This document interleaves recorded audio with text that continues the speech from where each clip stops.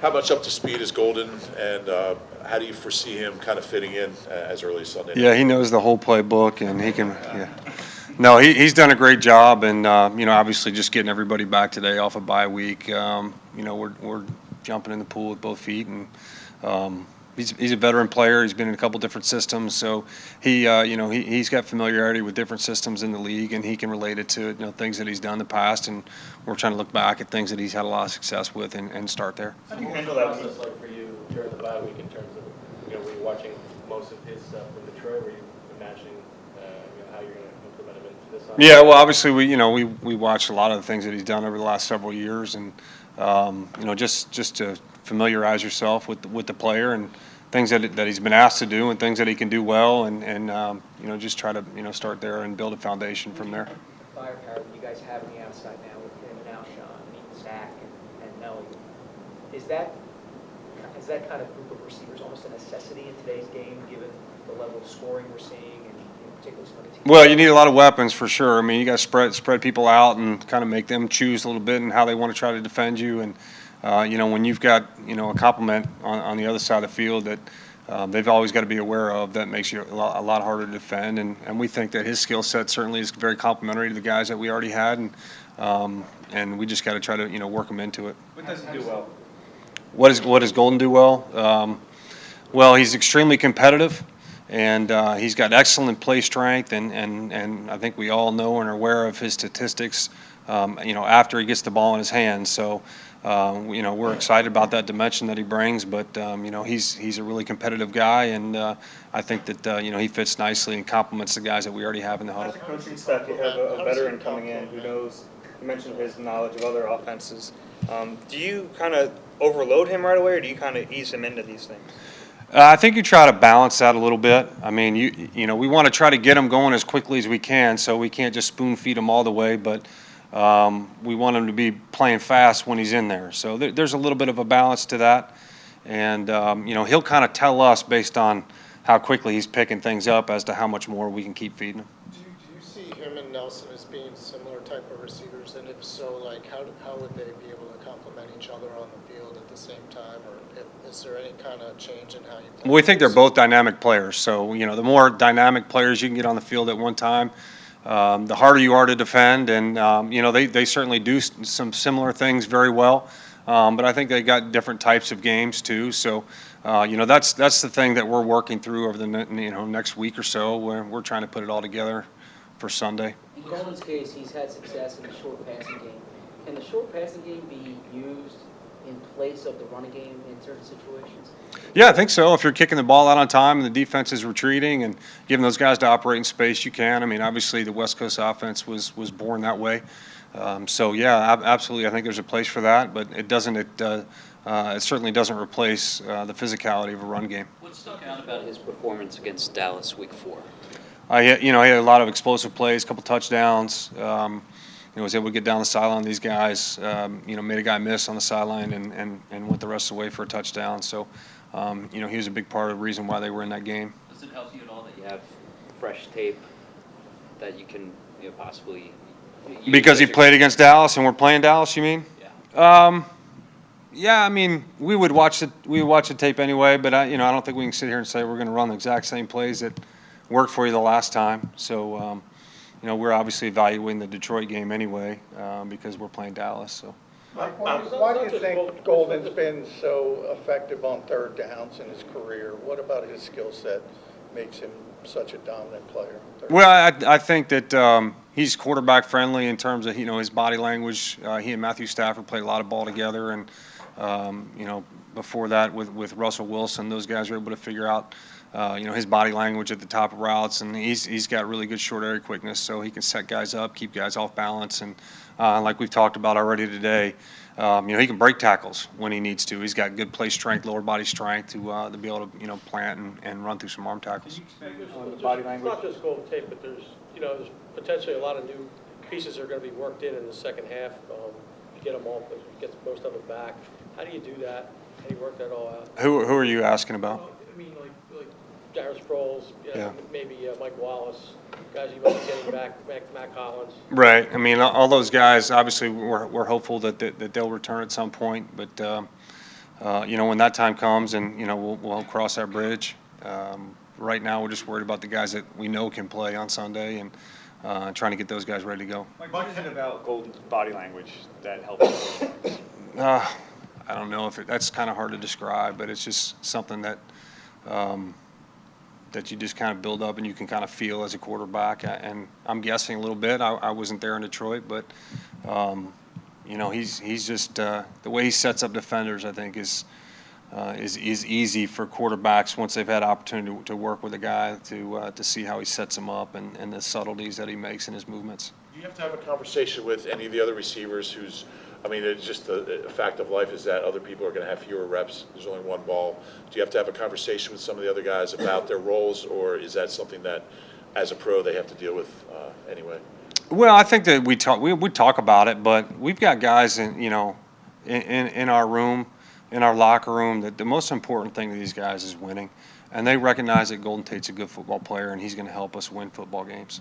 Did you guys do first half evaluations during the bye week as coaches?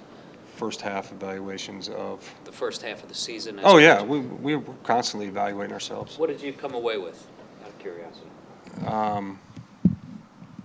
You want everything that we've come away with? Do you have just big picture, if there's like some main things that you took away as the offensive coordinator from evaluating the first 8 games of the season? Well, I think the general theme that we've talked about in here is, when we've played well, we've done well on third down and situational football. We've done well in the red zone, and we've been able to come away with points, and we need to continue to do that. We were good against Jacksonville in both those situations, and we need to continue to be able to do that. And if we can do that, we can be balanced. We can spread the ball around and get the ball to our playmakers, control line of scrimmage, give Carson time to throw. Then we're usually pretty good on offense. Golden is so good at one thing, but what can he give you down the field? He's going to have to line up outside, I'm sure, sometimes. What can he give you on those deeper routes? This would be a work in progress with Golden, and I certainly wouldn't stand up here and say what he's going to do and what he's not going to do. I mean, we're going to get out there on the grass with him on Wednesday and start working towards that. How hard is it to learn a playbook in such a short period of time? It's like learning a new language. Like I said, he's got background in learning some new systems, so he's a smart guy. He can relate it to things that he was doing in Detroit most recently. And we just try to build from there. It's not necessarily as hard during the season because you're focused on a game plan, as opposed to in training camp when you're learning the entire playbook, like everything's going in, so that you can draw from that as a resource throughout the season. So right now he knows he has a select number of plays that are in the game plan, and we just try to go from there. Mike, do you expect you'll have your regular starting offensive line this week? I don't know where the guys are right now in terms of the injuries. I mean, we'd be hopeful to. Corey has struggled the last couple of games. I think he's got like 12 carries, 12 yards. How much of that is just him coming back from that injury and trying to get back to get in sync with the speed of the game? How much is something else? I think part of it is just that's football. Sometimes guy breaks a tackle and makes a guy miss. Another time he's got a big hole to run through, and I think it's just maybe a little bit of luck of the draw for him. And he's doing everything that we're asking him to do. He's contributing on special teams. He's a big part of that unit and the success that they're having. So I don't think there's anything when you say struggle. I don't see a guy struggling. He just maybe hasn't had the breakout game that we're hopeful to have. Where's the confidence level in Big V right now, and what does he need to do to get back to the player we saw last year? Well, I've got a lot of confidence in V. You see him go in the game the other day and play really well for us. We had a number of guys go in, step up, whether it be V or Wiz going in and play for us during the course of the game, or Isaac, flipping out the right tackle when Lane went down. So we've got a lot of confidence in that group. And the way that they prepare, the fact that they're not going to get reps at every position they might be called on to play in the game, and the expectation is for them to play at a high level. And those guys all did a really good job of that the other day. You mentioned the self-scout a little bit, the evaluation, situational football. Did you guys come up with any tendencies as the fact that why it hasn't been as successful? Is it just injuries? personnel? No, it'd be a combination of factors. I think we're on track. In a lot of areas, we're really close. So we just keep working at it each week. After the Jacksonville game, the way Josh Adams ran, has he earned more playing time going forward? Yeah, we liked what Josh did the other day. You know, he needs to take care of the ball there in that one circumstance a little bit more. That was a little bit closer than we all would like. But, you know, Josh has done a good job when he's been given the opportunity, and that's what you want from everybody. Hey, just keep working, and when your opportunity comes, try to maximize it. What does he do well overall?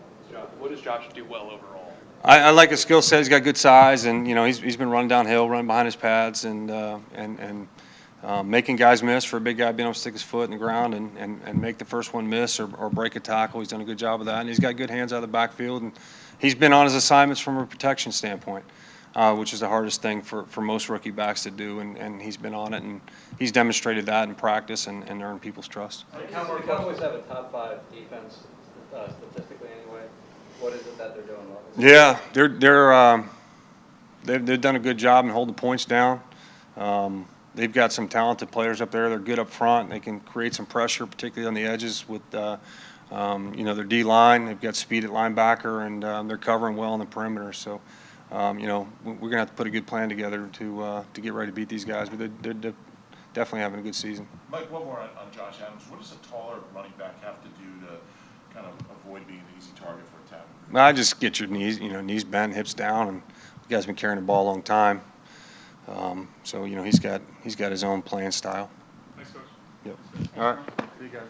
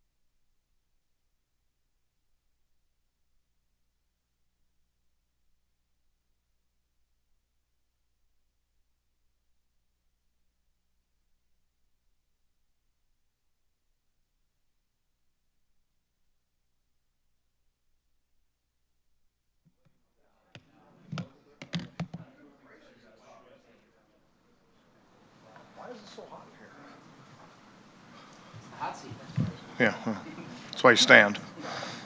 Okay? Tim Jernigan was back in practice today. What does he give you that either you're missing before or that you need for the defense? Well, let's put back at practice relative terms today.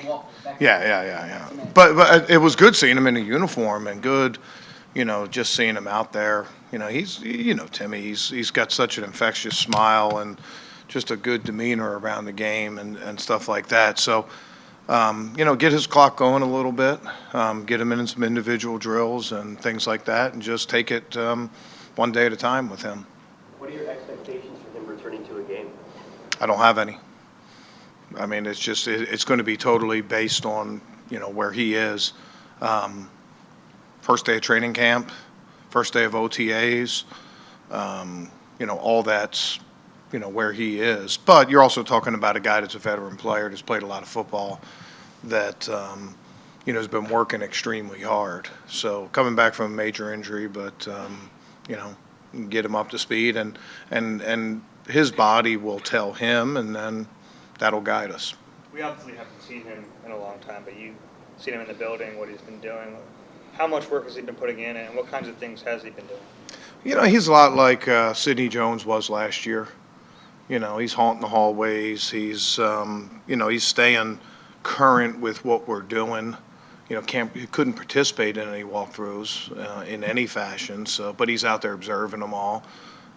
He's in a different position than Sid was last year. Sid was a rookie that had never played. Timmy's a veteran player that's played a lot of football for us and for other people around the league. So, once he's able to physically start feeling it and be able to get out doing drills with someone other than the trainer, all due respect to those guys. I mean, it's just about with his teammates, out competing against the offensive guys, maybe run some scout team cards, things like that. He'll start getting back in the flow of things. But to go in with any expectation, I think, doesn't do the right thing by him. We just sort of take it one day at a time and see where he is. When he's ready, we'll get him back out there. Did you realize, like last spring, that he was going to be gone for this long? Well, back in OTAs and not in the off season, but once once we were going, then we had a pretty good idea where it was going to take us. We were hopeful that he'd come back sooner, but just is what it is. You've been talking about the lack of turnovers this year, but you got a big one against the Jaguars from Avante. What did that mean for the team? Yeah, that gave us a spark right there at the end of the first half. And getting them, some takeaways, sort of just happen. There's some that you earn. I thought that was one that was earned. He did a good job of cutting his coverage. He did a good job of getting through that tackle. Again, I sort of like to see us. I think the next step for us is multiple turnovers, and then probably the next step after that is getting back in the end zone. We haven't been in the end zone after being in the end zone a bunch last year. Turnovers are game-changing plays. I thought that certainly could be classified as that. You previously mentioned the one-dimensional nature of your defensive tackles, not named Fletcher Cox. So what does Timmy give you in that regard if and when he can come back and then he can rush the passer and stop the run? Well, I mean, that's why we liked him. That's why we traded for him. That's why we re-signed him last year. So he was a big part of our success last year. He didn't rush a lot on third down, had some in there, but he was a guy that could win a one-on-one away from Fletch, which means an awful lot. And he's also a guy that's really stout against the run, but he also has a good enough lateral ability that he can make the sideline-to-sideline play and make some tackles for losses. I think, he's also a guy that brings energy to us on defense. He just loves to play. He gets out there, he plays tough, plays with some personality, and it'd be nice to, when we're able to get him back, that'll be as welcome as his physical talents. Cowboys, they just traded for Amari Cooper. Obviously, I'm sure you'll watch him tonight and everything. What does that do for their offense? How does it change things? I think that's like you said. You're going to have to watch and see. Tonight will start to tell that picture, or tell that story. I should say. they didn't give up a first-round draft pick to sit him on the bench. They didn't give up a first-round draft pick to to run him as a decoy. They got him to get the football too. So I think they'll try to get him up. He's a young player, but he is a little bit of a veteran. He's been in a couple different offensive schemes. Usually guys like that, teams can get up to speed pretty quickly. They got him last week. I would assume he'd be up to speed and ready to go tonight, and you'd see him. He just adds another good player to them. They've had a little bit of transition over the last year. They lost Witten to retirement, moved on from Des Bryant. So there's a little bit of different dynamic, a couple changes on the offensive line. It puts another playmaker on the field for him, and he's a guy that we'll certainly have to look out for. But I think tonight will start to tell the story. I'm assuming you watched that Rams-Saints game last night, and just wondering your thoughts about their offenses, obviously having to face both teams. Yeah, it's hard to look. You can't look past the Cowboys. I don't think that would be right for me to comment with the Cowboys coming up this week. You mentioned the transition with the Cowboys and Dez and Jason Witten, who are obviously veteran players. Have they changed a lot in the passing game without those two guys, or are they trying to do the same things, just don't have the same veteran leadership? Now, they have new wrinkles that they've added. But, anytime you take a Hall of Fame tight end away and a marquee wide receiver away, there's going to be changes in the dynamics. It just sort of is what it is. Ezekiel Elliott is still playing really good football, not only in the run game, but in the pass game. Swaim's done some nice things at tight end. He's not Jason Witten, but he's done some nice things there. And I think that as you see the years go on, Prescott has become more comfortable in what they're doing, and his ability to throw guys open, make tight throws, do those kind of things. Everybody's a work in progress at every point in time, but I think there has been significant. You don't just see the same team that we played 3 years ago or 2 years ago, 2016, when we first got here. That being said, there's some tough outs there. Cole Beasley's, playing really good football. I guess I mentioned the running back. I think Prescott's elevated his game. They certainly present some challenges. They've been hot sometimes this year too, as an offense. They've had some times where they haven't been, but they've had some times where they heated up that was hard for defenses to stop them. It's going to be a good challenge for us. What's so much against the Jacksonville?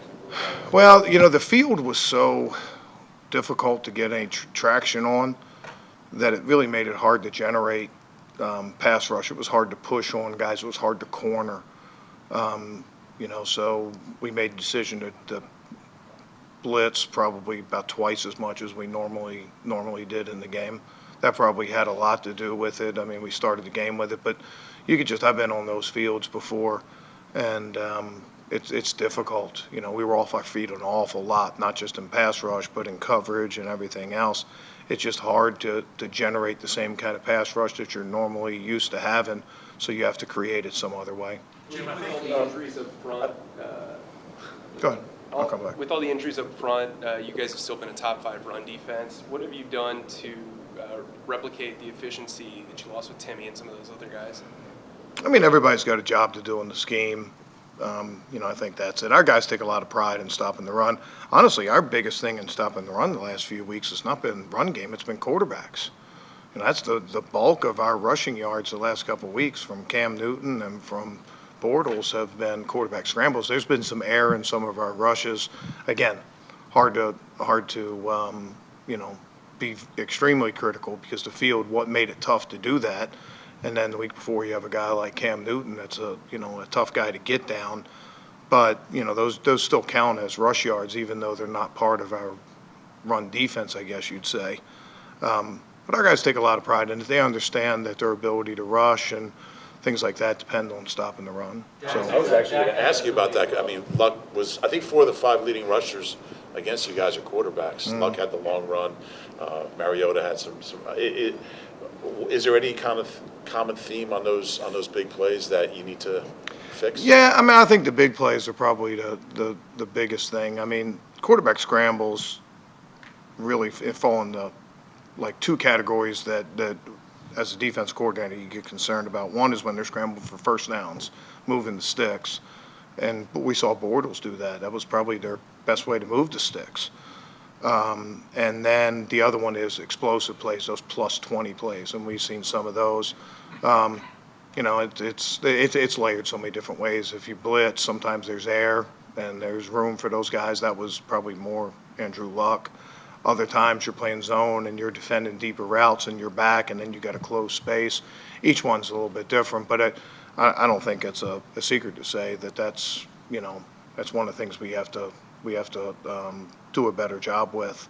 And really, in my mind, it falls in two ways: stopping or keeping them from scrambling for first downs, particularly third down conversions, and then the long runs. You know, take those off the board. The Cowboys changed offensive line coaches. I wondered if, in your career, that you've played a team shortly after an offensive line coach change, and either way, do you anticipate a tremendous change in technique or in scheme or in anything from them up front? Well, I mean, I think that first of all, I don't recall. I know that's been done before. I mean, it's not unusual to see a coaching change in the middle of the season. But they have a body of work, and I think you look at where they were last year, where they are this year. You know, I would anticipate them probably more getting back to some of the techniques they used over the last couple years. But we'll see. I mean, the good thing about it is it gives us a little indicator tonight. They've had a week to practice. You know, they've had a chance to put a game plan together.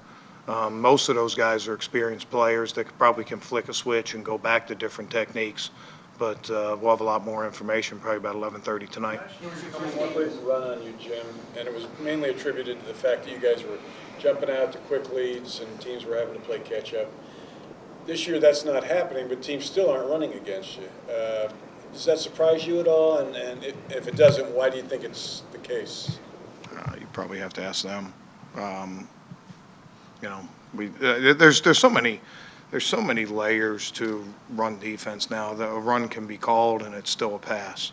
Advantage throws outside, RPOs, quarterback, and then pass plays can be called and they can still run it. Quarterback can scramble. You know, read option type things. You know, our biggest thing here, and you know me, it's all about getting stops. It's all about keeping points off the board.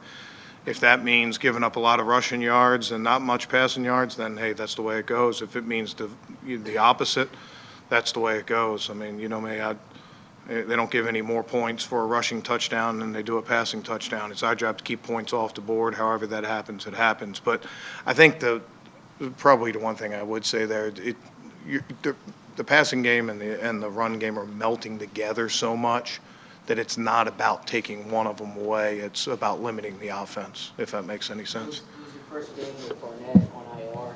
You had Long and Bennett over 80% of the snaps. Is that how you want to go going forward here, or do you want Sweat in rotation?